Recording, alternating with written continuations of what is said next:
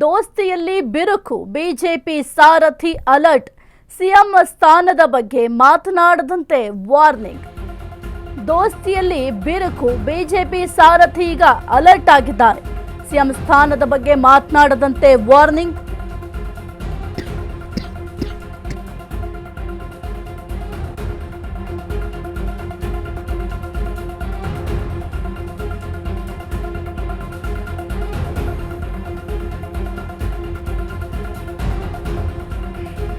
ಜೆಡಿಎಸ್ನವರು ಏನೇ ಹೇಳಿದ್ರು ಮಾತನಾಡಬೇಡಿ, ಯಾರು ಮಾತನಾಡಬೇಡಿ ಅಂತ ನಮ್ಮವರಿಗೆ ಹೇಳಿದ್ದೇನೆ.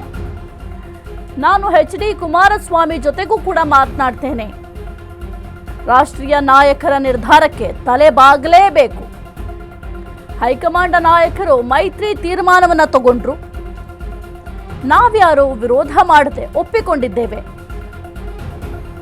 ಆ ನಿರ್ಣಯ ಎರಡು ಪಕ್ಷದ ನಾಯಕರಿಗೂ ಕೂಡ ಅನ್ವಯ ಆಗುತ್ತೆ.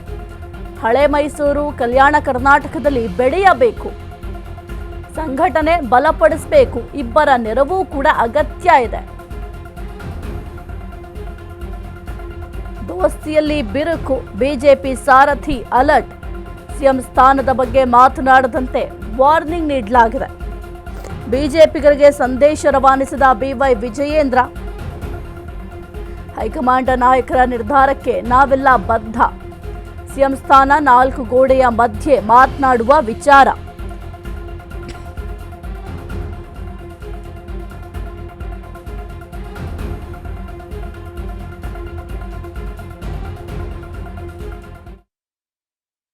ನಾಯಕರು ಕೂತು ಚರ್ಚೆ ಮಾಡಿ ಬಿಜೆಪಿ ಮತ್ತು JDS ಒಟ್ಟಿಗೆ ಹೋಗಬೇಕು ಅಂತೇಳಿ ಲೋಕಸಭಾ ಚುನಾವಣೆಯಲ್ಲಿ ತೆಗೆದುಕೊಂಡಂತ ನಿರ್ಣಯವನ್ನ ಯಾರು ಕೂಡ ಅದನ್ನು ಪ್ರಶ್ನೆ ಮಾಡದೆ ನಾವು ಅದನ್ನು ಒಪ್ಕೊಂಡಿದ್ದೇವೆ. ಚುನಾವಣೆ ಎದುರಿಸಿದ್ದೇವೆ ಒಟ್ಟಾರೆಯಾಗಿ.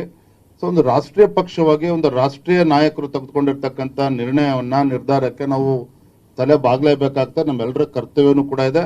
ಅದು ರಾಜ್ಯಾಧ್ಯಕ್ಷರು ಕೂಡ ಅನ್ವಯಿಸ್ತದೆ, ಶಾಸಕರು ಕೂಡ ಅನ್ವಯಿಸ್ತದೆ, ನಮ್ಮ ಪಕ್ಷದ ಕಾರ್ಯಕರ್ತರು ಅನ್ವಯಿಸ್ತದೆ, ಎರಡೂ ಪಕ್ಷಕ್ಕೂ ಕೂಡ ಅನ್ವಯಿಸ್ತದೆ. ನಾನು ಕೂಡ ನನ್ನ ಮೊನ್ನೆ ಕೆಲವು ಮುಖಂಡರ ಹತ್ರ ಚರ್ಚೆ ಮಾಡಿದ್ದೇನೆ. ಇದು ಯಾರು ಮುಖ್ಯಮಂತ್ರಿ ಆಗಬೇಕು ಚರ್ಚೆ ತೆಗೆದಿರೋದು JDS ಪಕ್ಷ. ಅದಕ್ಕೆ ನಾವು ಉತ್ತರ ಕೊಟ್ಟಿವಿ ಅನ್ನೋ ಉತ್ತರವನ್ನು ನಮ್ಮವ್ರು ನೀಡಿದ್ರು. ಅದನ್ನ ಹೇಳಿದ್ದೇನೆ, ಇದು ಯಾವುದು ಕೂಡ ಚರ್ಚೆ ಮಾಡಬೇಡಿ. JDS ಪಕ್ಷದವ್ರು ಯಾರು ಏನ್ ಹೇಳಿಕೆ ಕೊಟ್ಟರು ಕೂಡ ನಾವು ಕೂತ್ ಮಾತನಾಡ್ತೇವೆ. ನಾನು ಕೂಡ ಕುಮಾರಸ್ವಾಮಿ ಹತ್ರ ಮಾತನಾಡ್ತೇನೆ.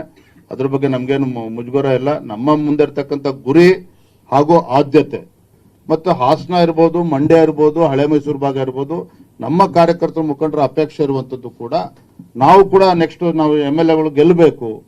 ಜಿಲ್ಲಾ ಪಂಚಾಯತ್, ತಾಲೂಕ್ ಪಂಚಾಯತ್ ನಾವು ಕೂಡ ಹೆಚ್ಚು ಸ್ಥಾನವನ್ನು ಗೆಲ್ಲಬೇಕು. ನಾನು ಆಗ್ಲೇ ಹೇಳಿದ್ನಲ್ಲ, ಇದೆಲ್ಲವನ್ನೂ ಕೂಡ ಕುಮಾರಸ್ವಾಮಿ ಅವ್ರ ಜೊತೆ ಕೂತ್ ನಾನೇ ಮಾತನಾಡ್ತೇನೆ.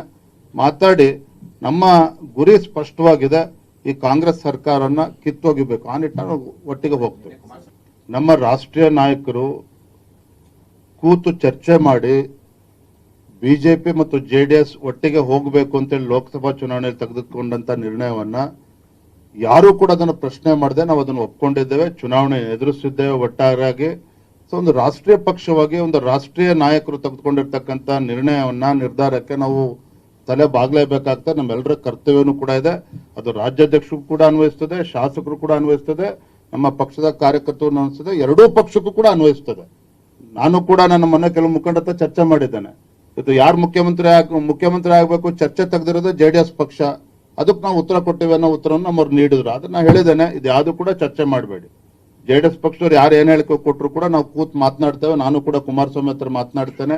ಅದ್ರ ಬಗ್ಗೆ ನಮ್ಗೇನು ಮುಜುಗರ ಇಲ್ಲ. ನಮ್ಮ ಮುಂದೆ ಇರ್ತಕ್ಕಂಥ ಗುರಿ ಹಾಗೂ ಆದ್ಯತೆ ಮತ್ತು ಹಾಸನ ಇರ್ಬೋದು, ಮಂಡ್ಯ ಇರ್ಬೋದು, ಹಳೆ ಮೈಸೂರು ಭಾಗ ಇರ್ಬೋದು, ನಮ್ಮ ಕಾರ್ಯಕರ್ತರ ಮುಖಂಡರ ಅಪೇಕ್ಷೆ ಇರುವಂತದ್ದು ಕೂಡ ನಾವು ಕೂಡ ನೆಕ್ಸ್ಟ್ ನಾವು MLAಗಳು ಗೆಲ್ಲಬೇಕು.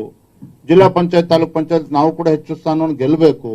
ನಾನು ಆಗ್ಲೇ ಹೇಳಿದ್ನಲ್ಲ, ಇದೆಲ್ಲವನ್ನೂ ಕೂಡ ಕುಮಾರಸ್ವಾಮಿ ಅವ್ರ ಜೊತೆ ಕೂತ್ ನಾನೇ ಮಾತನಾಡ್ತೇನೆ. ಮಾತಾಡಿ ನಮ್ಮ ಗುರಿ ಸ್ಪಷ್ಟವಾಗಿದೆ. ಈ ಕಾಂಗ್ರೆಸ್ ಸರ್ಕಾರನ ಕಿತ್ತೊಗಿಬೇಕು. ಆ ನಿಟ್ಟಿನಲ್ಲಿ ಒಟ್ಟಿಗೆ ಹೋಗ್ತೇವೆ.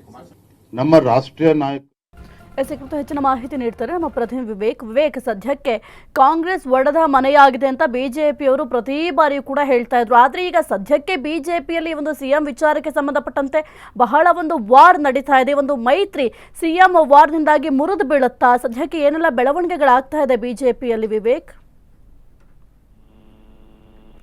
ಸಾಹಿತ್ಯ ಈಗಾಗಲೇ ಏನು ಬಿಜೆಪಿ ಸದ್ಯದಲ್ಲಿ ಮುಂದಿನ ದಿನಗಳಲ್ಲಿ ಅಧಿಕಾರಕ್ಕೆ ಬರಬೇಕು ಅನ್ನೋ ಒಂದು ಆಸೆಯನ್ನ ಇಟ್ಕೊಂಡಿದೆ. ಜೊತೆಗೆ ಜೆಡಿಎಸ್ ಅವರು ಕೂಡ ಅದೇ ಆಸೆಯನ್ನ ಇಟ್ಕೊಂಡಿದ್ದಾರೆ. ಆ ನಿಟ್ಟಿನಲ್ಲಿ ಇಬ್ರು ಸೇರ್ಕೊಂಡು ಒಂದು ಮೈತ್ರಿ ಕೂಡ ಮಾಡ್ಕೊಂಡಿದ್ದಾರೆ, ಅಲೈನ್ಸ್ ಮಾಡ್ಕೊಂಡಿದ್ದಾರೆ. ಮುಂದಿನ ಬರುವಂತ MLA ಚುನಾವಣೆಗಳು ಜೊತೆಗೆ ಸ್ಥಳೀಯ ಸಂಸ್ಥೆ ಚುನಾವಣೆಗಳಲ್ಲೆಲ್ಲದರಲ್ಲೂ ಕೂಡ ಮೈತ್ರಿ ಮಾಡ್ಕೊಂಡು ಮುಂದುವರೆದರೆ ನಮಗೆ ದೊಡ್ಡ ಮಟ್ಟದಲ್ಲಿ ಅಧಿಕಾರ ತೆಗೆದುಕೊಳ್ಳೋದಕ್ಕೆ ಸಾಧ್ಯ ಅನ್ನೋ ಒಂದಿಷ್ಟು ಚರ್ಚೆಗಳು ಆಗ್ತಾ ಇದೆ. ಆದ್ರೆ ಇದರ ನಡುವೆ ಈಗಾಗಲೇ ಇನ್ನೂ ಮೈತ್ರಿಯೂ ಕನ್ಫರ್ಮ್ ಆಗಿಲ್ಲ, ಟಿಕೆಟ್ ಹಂಚಿಕೆ ಕೂಡ ಆಗಿಲ್ಲ, ಇನ್ನೂ ಚುನಾವಣೆಗೆ 2.5 ವರ್ಷಗಳು ಬಾಕಿ ಇದೆ. ಆದ್ರೂ ಕೂಡ ಈಗಾಗಲೇ ಒಂದಿಷ್ಟು ಹೇಳಿಕೆಗಳು ವೈರಲ್ ಆಗೋದಕ್ಕೆ ಸದ್ದಾಗೋದಕ್ಕೂ ಕೂಡ ಪ್ರಾರಂಭವಾಗಿದೆ. ಜೊತೆಗೆ ನಿಖಿಲ್ ಕುಮಾರಸ್ವಾಮಿ ಅವರು ಕೂಡ ಹೋದಲ್ಲಿ ಬಂದಲ್ಲಿ ಕುಮಾರಸ್ವಾಮಿ ಅವರು ಮುಖ್ಯಮಂತ್ರಿ ಆಗ್ಬೇಕು ಅನ್ನೋ ಒಂದಿಷ್ಟು ಹೇಳಿಕೆಗಳನ್ನ ಕೊಡ್ತಾ ಇದ್ದಾರೆ. ಜೊತೆಗೆ ಒಂದಿಷ್ಟು ಬಿಜೆಪಿ ಅವರು ಕೂಡ ಕುಮಾರಸ್ವಾಮಿ ಅವರು ಯಾಕೆ ಮುಖ್ಯಮಂತ್ರಿ ಆಗ್ಬೇಕು, ಯಾರು ಹೇಳಿದ್ದಾರೆ ಅನ್ನೋ ಒಂದಿಷ್ಟು ಆರೋಪಗಳನ್ನ ಕೂಡ ಮಾಡ್ತಾ ಇದ್ರು ನೇರವಾಗಿ.